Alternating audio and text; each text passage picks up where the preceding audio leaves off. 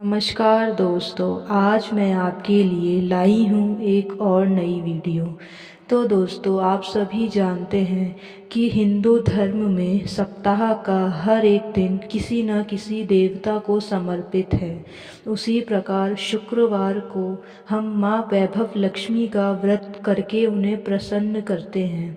तो दोस्तों, आज इस वीडियो में हम जानेंगे कि धन की देवी माँ लक्ष्मी जी को किस प्रकार प्रसन्न किया जाता है, और साथ ही इस वीडियो में मैं आपको वैभव लक्ष्मी जी का व्रत प्रारंभ कैसे करते हैं, क्या क्या विधि सामग्री होती है, और इससे जुड़ी एक कथा भी हम इस वीडियो में देखेंगे।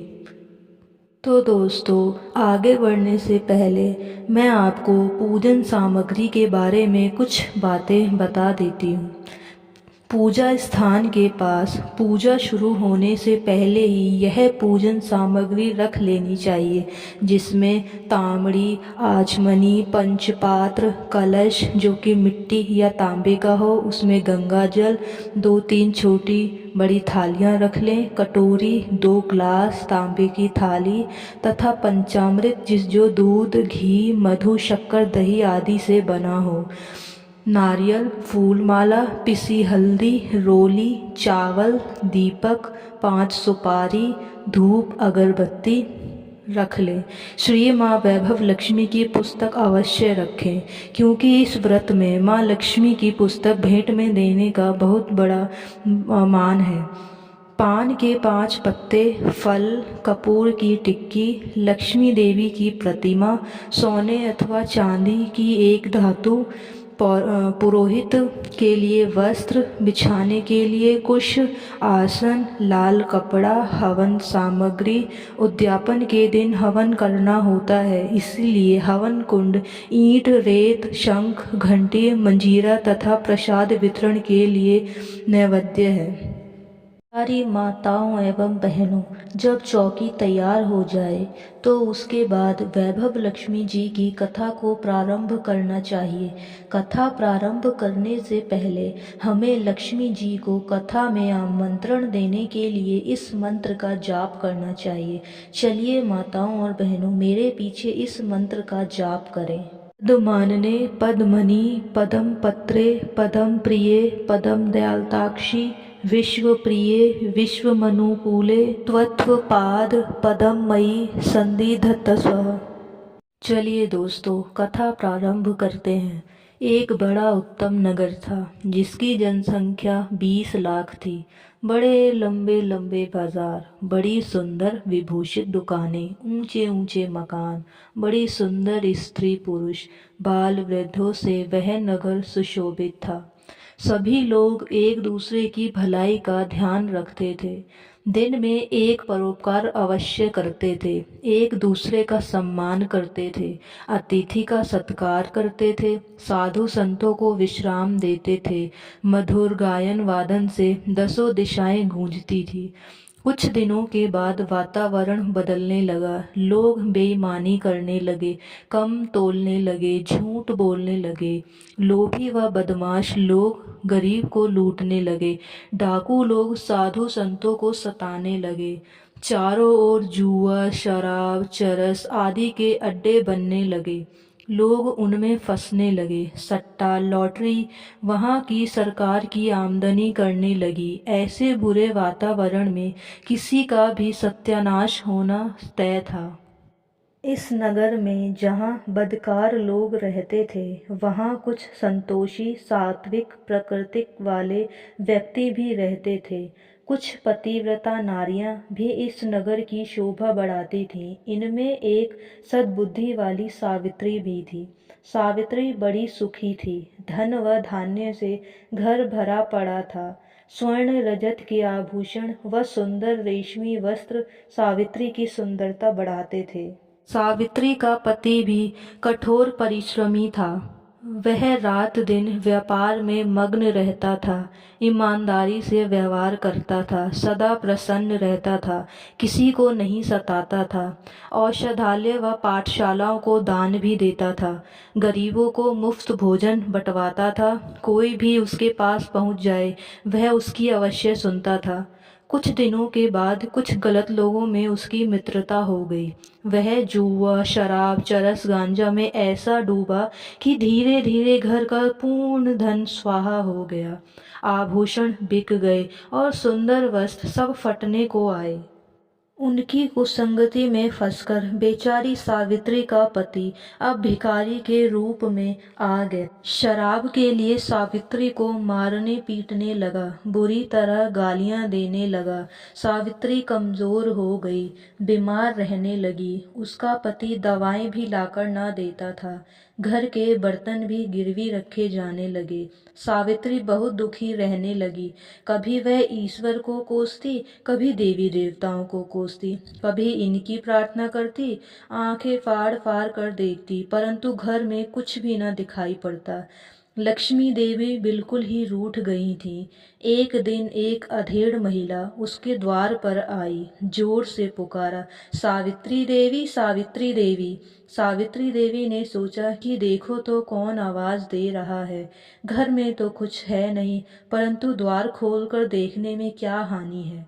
जैसे ही सावित्री ने द्वार खोला कि वृद्धा बोल पड़ी, सावित्री देवी, क्या हाल है? अब लक्ष्मी जी के मंदिर नहीं आती क्या? पहले तो रोज मंदिर आती थी, अब क्या बीमार हो रही हो?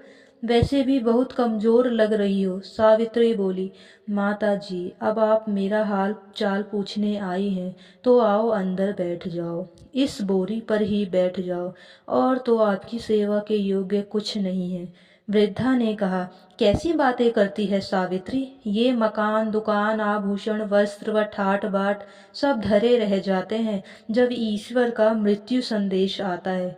केवल सत्य व्यवहार व परोपकार ही मनुष्य के साथ जाते हैं। मैं समझ गई कि तू बहुत दुखी है, तो कोई बात नहीं, जब वे दिन नहीं रहे तो ये दिन भी नहीं रहेंगे।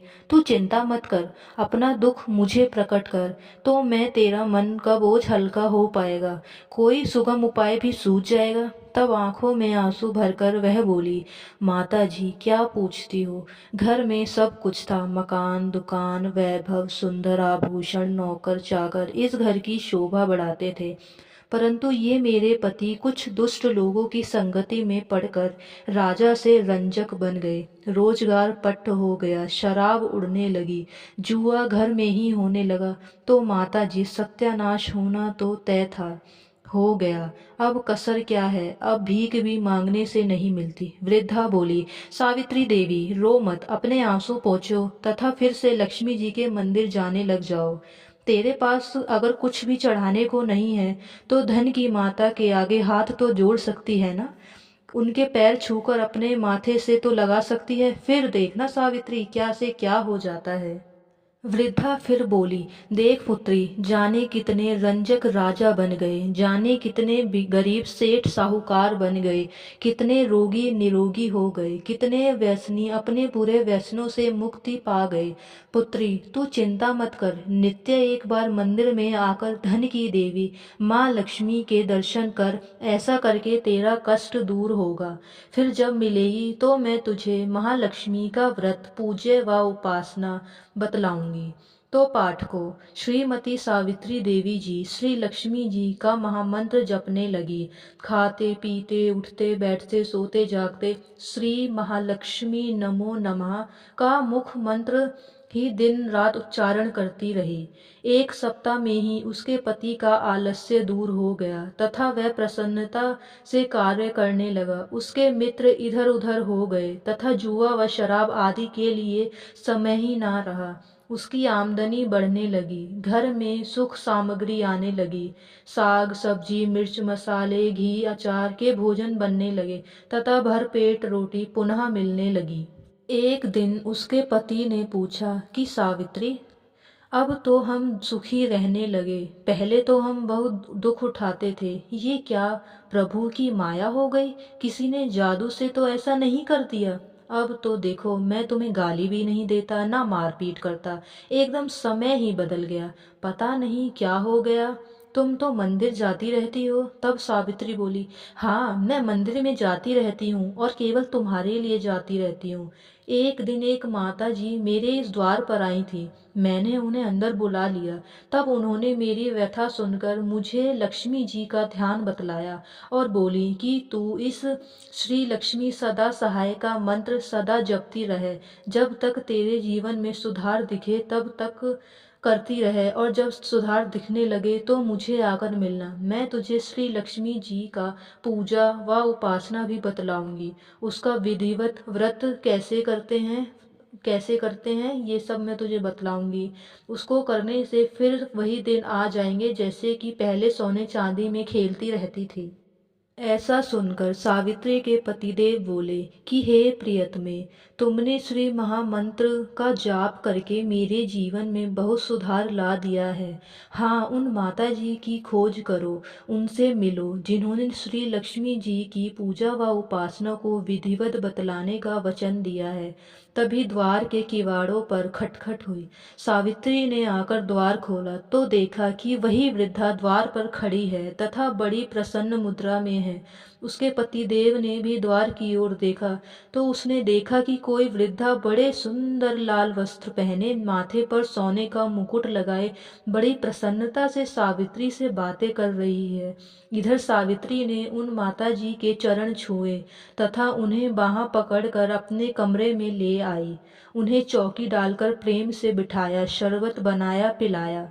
सावित्री को वह माता जी उसी पहनावे में दिख रही थीं जैसे कि वह पहले द्वार पर आई थी। वृद्धा ने कहा, सावित्री, अब तो तू प्रसन्न है ना? अब तो तू निरोगी भी दिख रही है। लक्ष्मी जी का मंत्र जपती हो या नहीं? कहीं फिर तो नहीं भूल गई? सावित्री बोली, नहीं माताजी, मंत्र को कैसे भूल जाऊंगी। उसी महामंत्र के प्रभाव से तो हमारे संकट कटे हैं। अब तो बड़ी शांति है, सुख है। माता ने कहा, सावित्री देख, ये सब श्री लक्ष्मी जी की कृपा है। इनके मंत्र में ही अपार शक्ति है, फिर पूजा व उपासना की तो बात ही क्या है। सावित्री बोली, हाँ माताजी, मुझे याद आ गया। आपने मुझे श्री लक्ष्मी जी की पूजा व उपासना के विषय में बतलाने को कहा था। सो अब हम पहले से बहुत सुधार में हैं तथा 2 समय की रोटी बड़ी खुशी से भरपेट मिल रही है। माता ने कहा, अरे पगली, तू फिर वैसी ही हो जाएगी जैसे कि पहले गरीबों को खाना बंटवाया करती थी। अब सुन, मैं तुझे श्री लक्ष्मी जी की पूजा व उपासना का वर्णन करती हूँ। तू ध्यान लगाकर सुन।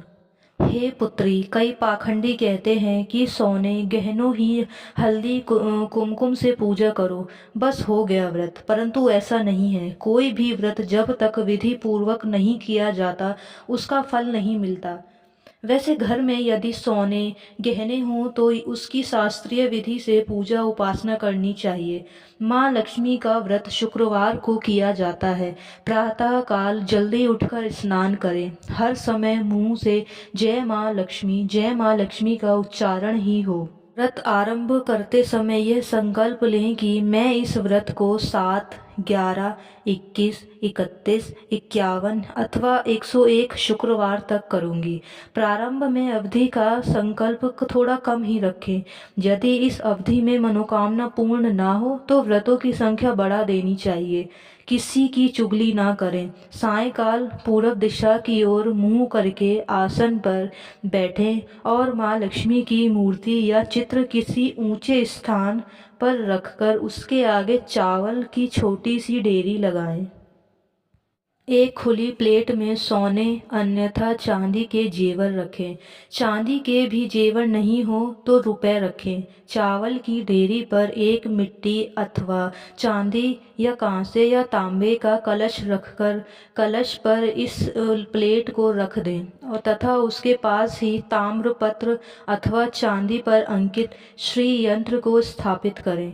यदि तांबे अथवा चांदी का श्री यंत्र ना हो तो कागज पर मुद्रित श्री यंत्र को भी रख सकते हैं, क्योंकि वैसे तो माँ लक्ष्मी के अनेक रूप हैं परंतु इनकी सबकी नींव श्री यंत्र है। अतः वैभव लक्ष्मी के पूजन करते वक्त सर्वप्रथम श्री यंत्र और लक्ष्मी जी के विधि रूपों को सच्चे मन से दर्शन करें। श्री यंत्र तथा कलश की स्थापना के पश्चात जल, रोली, चंदन, चावल, फूलों से यंत्र, कलश तथा सोने चांदी का पूजन करना चाहिए। अगरबत्ती जलाकर धूप देनी चाहिए तथा श्री यंत्र के पास ही दीपक जलाए रखना चाहिए। इसके पश्चात लक्ष्मी सतवन का पाठ करना चाहिए। बताशे अथवा शक्कर तथा 5 प्रकार के फलों से बना भोग लगाना चाहिए। आटे को घी में भूनकर तथा उसमें चीनी मिलाकर तैयार की गई पंजीरी का भोग भी लगाना चाहिए। पूजन करते समय तथा अंत में माँ लक्ष्मी की इस प्रकार अर्चना करनी चाहिए। हे माँ वैभव लक्ष्मी, आपके अनेक रूप हैं। आप ही सारे विश्व में सुख प्रदान करने वाली हैं। आप ही विष्णु पत्नी हैं। जहाँ आपका वास होता है वहाँ पर कभी भी दुख नहीं आता। मैं आपका यथाशक्ति भक्ति भाव से पूजन तथा व्रत कर रही हूँ। अब कृपा करके मेरी मनोकामना पूर्ण करें। मैं आपकी शरण में हूँ, मुझ दीन पर दया करें।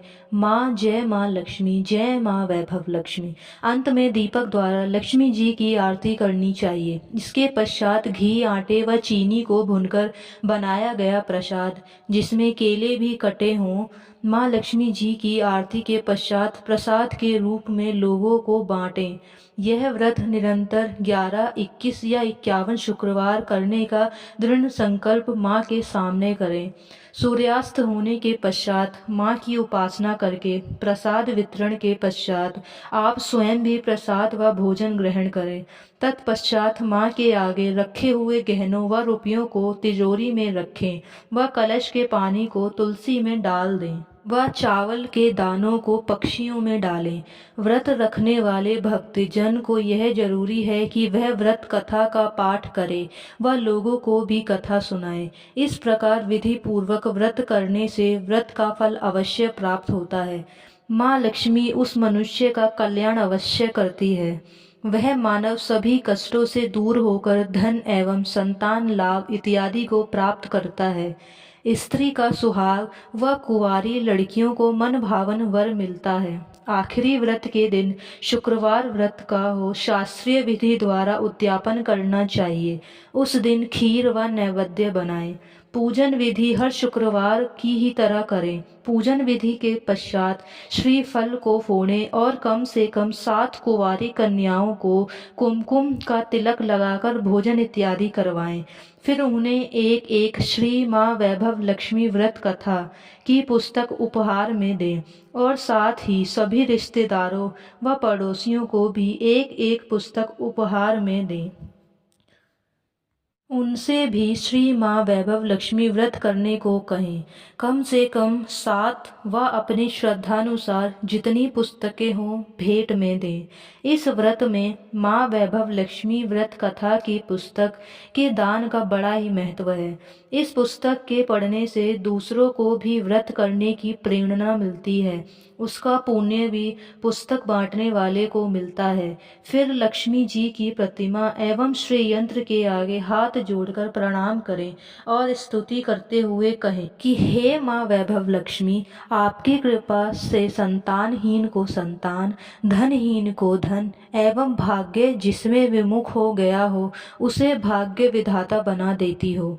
आपकी ही कृपा से मैंने आपका ये व्रत पूर्ण किया है। अतः हे माँ, मेरी सभी चिंताओं को दूर करो, मेरी सभी कामनाएं पूर्ण करो। सावित्री को देखकर गली मोहल्ले वालों ने भी श्री माँ वैभव लक्ष्मी का व्रत किया।